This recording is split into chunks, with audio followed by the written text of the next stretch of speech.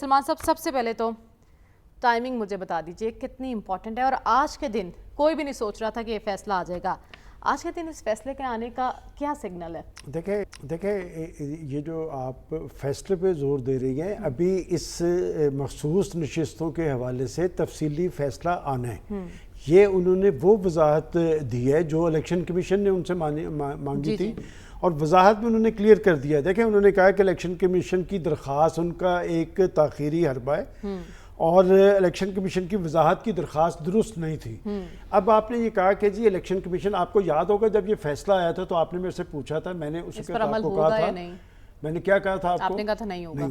دیکھیں، میں نے کسی وجہ سے کہا تھا، اور اب بھی یہ بات، یہ فیصلہ بڑا کلیئر ہے. تو اب الیکشن کمیشن کیا کرنا دیکھیں، الیکشن کمیشن نے منڈے کے روز ابھی جو ان کی وضاحت چل رہی ہے، وہاں سے تو صاف ظاہر ہو رہا ہے کہ ابھی کوئی ان کا اس حوالے سے وہ کلیئر نہیں ہے، چونکہ وہ یہ کہتے نظر آ رہے ہیں کہ بیرسٹر گوہر کو تو ہم نے کبھی تسلیم ہی نہیں کیا، جبکہ اس وضاحت میں بڑا کلیئرلی کہہ دیا ہے سپریم کورٹ نے کہ انہوں نے یہ تسلیم کیا ہے. تو مجھے ابھی بھی گڑبڑ لگ رہی ہے کہ اس فیصلے پہ اس طرح عمل درآمد نہیں ہو سکے گا جس طرح سپریم کورٹ چاہ رہی ہے. دوسری بات، آپ نے کہا کہ یہ کیا اس پہ اثر انداز ہو پائے گی جو ترمیم کرنے گورنمنٹ جا رہی ہے. دیکھیں، بات یہ کہ اگر آپ حکومتی تیاریاں دیکھیں تو سارے اراکین اسمبلی انہوں نے اسلام آباد میں پابند کیے ہوئے ہیں. کیبنٹ کا اجلاس انہوں نے بلا لیا ہے. ہفتے اور اتوار کو اجلاس نہیں ہوتا معمول میں، آخر ہفتے اور اجلاس چل رہے ہیں. اس کا مطلب وہ اپنی تیاریاں کیے ہوئے ہیں، اور کیبنٹ کا اجلاس جب بلایا گیا ہے تو اس میں وہ کیبنٹ اراکین کے سامنے وہ مسودہ رکھیں گے. لیکن آج اشائیہ بھی دینا ہے وزیر اعظم نے. جی، پرائم منسٹر صاحب کا اشائیہ، میرے خیال میں پرائم منسٹر صاحب کے اشائیے سے زیادہ ضروری بات یہ ہے کہ کیا انہوں نے اس ترامیم کے حوالے سے، آئینی ترامیم پیکج کے حوالے سے انہوں نے اپنے اتحادیوں کو اعتماد میں لیا ہے. چونکہ اس حوالے سے خود بلاول بھٹو زرداری صاحب کا ایک دو روز پہلے بیان آیا تھا کہ ابھی یہ چیزیں کلیئر نہیں ہیں. تیاریاں حکومت کی مکمل ہیں. رات مولانا سے بھی ملنے گئے تھے وزیر اعظم صاحب. جی، وہ رات لیٹ گئے تھے ان کے پاس. مولانا کے معاملے میں آپ کو ایک بات بتا دوں کہ مولانا ایکسٹینشن کے خلاف ہیں، اور بعض اس آئینی پیکج کے حوالے سے مولانا نے اپنی تجاویز دی ہیں. تو لہٰذا اگر تو بات قاضی فائز عیسیٰ صاحب کی ایکسٹینشن کی ہوگی جس پہ مولانا اٹکے ہوئے ہیں، تو پھر تو شاید وہ نہ ہوں. اور جہاں تک آئینی پیکج کی بات ہے تو مولانا نے بہت ساری شکیں تو وہ اس کی حمایت کرتے ہیں. لیکن یہاں یہ سوال بھی اٹھایا جا سکتا ہے کہ اس فیصلے کے بعد جو مخصوص نشستوں کا ہے، اگر اس پر عمل درآمد ہو جاتا ہے تو مولانا کی حیثیت ایسے ہی قائم رہے گی؟ نہیں، مولانا کی حیثیت ایسے قائم نہیں رہے گی. ان کی پارلیمانی حیثیت جو ہے متاثر ہوگی. آپ کو یاد ہے جب یہ پہلے فیصلہ آیا تھا تو مولانا کے پاس تو اسپیشل سیٹیں موجود ہیں جو اس فیصلے کے نتیجے سے پہلے ان کو مل چکی تھی، اور انہوں نے یہ کہا تھا کہ ہم بحیثیت پارٹی نہیں اپیل کریں گے، لیکن جو اراکین ہیں وہ اپنے طور پہ جا سکتے ہیں. مولانا کی پارلیمانی حیثیت متاثر ہوگی. لیکن میں سمجھتا ہوں کہ یہ جو ترمیم ہونے جا رہی ہے اس پہ یہ فیصلہ شاید اس طرح اثر انداز نہ ہو پائے. اور جہاں تک الیکشن کمیشن کی بات ہے، میں نے آپ کو بتا دی کہ ابھی تک جو ان کی وضاحت آئی ہے وہ مجھے معاملہ کوئی درست نہیں لگ رہا. میں آپ کے پروگرام میں مسلسل ایک بات کر رہا تھا کہ پی ٹی آئی جس صورتحال سے دو چار ہے، مشکلات ہے، صعوبتیں ہیں، ایک شخص کی وجہ سے ہے. بھئی آپ اس سارے معاملے میں آپ نے حکومت کو تو چارج شیٹ نہیں کیا. سلمان صاحب، میں آپ سے جاننا چاہتی ہوں کہ جس طرح کی سخت باتیں کی ہیں بانی پی ٹی آئی نے، کیا ان کی پارٹی آن کرے گی اسے؟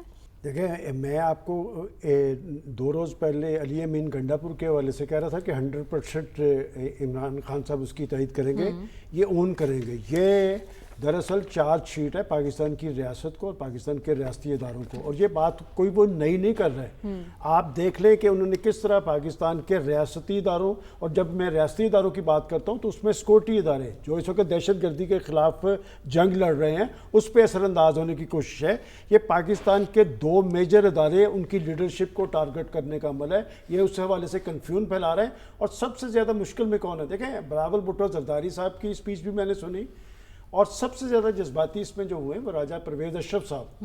اور یہ بات درست ہے کہ آپ اگر قومی سیاسی جماعت کے لیڈر ہیں تو قومی مفادات کا تحفظ بھی اس کی ذمہ داری ہے. آپ پاکستان میں سیاست کرنا چاہتے ہیں تو پاکستانیت کا مظاہرہ کریں. آپ یہ کس کی خدمت کر رہے ہیں؟ پچھلے ایک عرصے سے آپ کے ذہن میں سوار ہے مشرقی پاکستان کہ یحییٰ خان کا کیا رول تھا، شیخ مجیب الرحمان کے مینڈیٹ سے کھیلا گیا. تو پھر شیخ مجیب الرحمان کا انجام بھی بتائیں. دیکھیں بات یہ کہ پاکستان کے حوالے سے میں ایک بات آپ کو بڑا کلیئر کٹ بتا دوں کہ پاکستان کے ساتھ جو بھی غداری کا متعامل ہوا ہے نا وہ طبعی موت نہیں مرا. تو آج اسی بنگلہ دیش کے اندر آپ دیکھ لیں کہ قائد اعظم کی برسی کی تقریب ہوئی ہے اور وہ قائد اعظم کا پاکستان کا لفظ انہوں نے استعمال کیا ہے. تو میرا خیال ہے کہ وہ جذباتی ہونے کے بجائے سب سے زیادہ مشکل، میں آپ کے پروگرام میں مسلسل ایک بات کر رہا تھا کہ پی ٹی آئی جس صورتحال سے دو چار ہے، مشکلات ہے، صعوبتیں ہیں، ایک شخص کی وجہ سے ہے. بھئی آپ اس سارے معاملے میں آپ نے حکومت کو تو چارج شیٹ نہیں کیا. یہ 4 صفحے کا پیغام ہے، کس کو آپ چارج شیٹ کر رہے ہیں اور کیا میسج دنیا کو دے رہے ہیں کہ جی پاکستان کے اندر پاکستان کے ریاستی ادارے، آپ اگر سیاست کر رہے ہیں تو سیاست میں اپنا رول ادا کریں.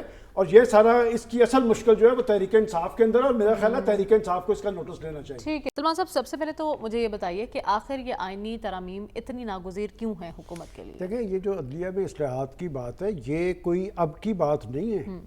یہ متعدد بار مجھے یاد پڑتا ہے کہ پی ٹی آئی کی حکومت کے دور میں بھی اصلاحات کی بات ہو رہی تھی، یہ حکومت وجود میں ہے تو اس وقت بھی اصلاحات کی بات ہو رہی تھی.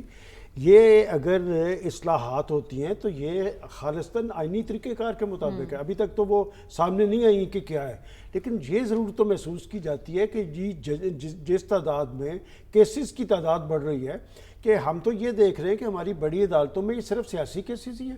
پاکستان کے 24 کروڑ عوام ان کے کیسز بھی ہوتے ہیں، ان کیسز کو اتنی پذیرائی نہیں ملتی. آپ کو یاد ہوگا کہ آصف کھوسہ صاحب کے وقت میں تھوڑا سا کام ہوا تھا کہ عام آدمی کا جو کیس ہے وہ تو اسے ٹائمنگ نہیں ملتی. اب یہ بات ہے کہ یہ مطالبہ صرف حکومتی پارٹیز کا نہیں تھا، خود طلبہ کی اپنا وکلاء کی تنظیموں کی طرف سے بھی مطالبہ ہوا ہے. حکومت اب جنرلی جو اس صورتحال کے اندر یہ ترمیم کرنے جا رہی ہے، بڑی کلیئر کٹ بات ہے کہ جب ایک پرسیپشن یہ بن جائے کہ عدلیہ کا ایک طرف ٹلٹ ہے. دیکھیں عمر عطا بندیال صاحب کے وقت میں کیا ہو رہا تھا کہ ایک دن میں 15 کیسز میں ایک ہی شخص کو ضمانتیں مل رہی تھی اور وہ باقاعدہ جلسے جلوس کے ساتھ جا رہے تھے، ریلیز کے ساتھ جا رہے تھے اور ایسے تھے جیسے قلعہ فتح کر کے آ رہے ہیں. یہ پرسیپشن میری عدلیہ کے بارے میں نہیں ہونا چاہیے، اس لیے کہ ہم نے عملی جدوجہد کی ہے اس عدلیہ کے لیے، اس کی آزادی کے لیے، اس کے وقار کے لیے.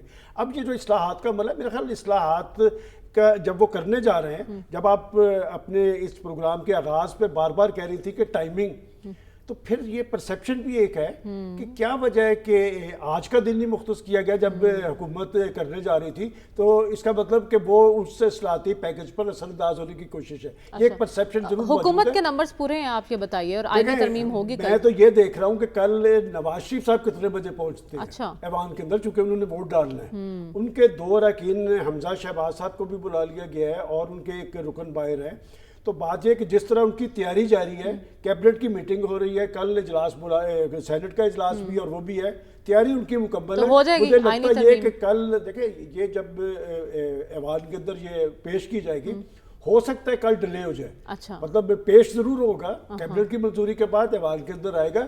ہو سکتا ہے یہ ڈیلے ہو جائے 1-2 دن کے لیے، لیکن وہ کریں گے ضرور. آپ کہہ رہے ہیں ہو سکتا ہے 1-2 دن کے لیے ڈیلے ہو جائے لیکن یہ ہوگا ضرور.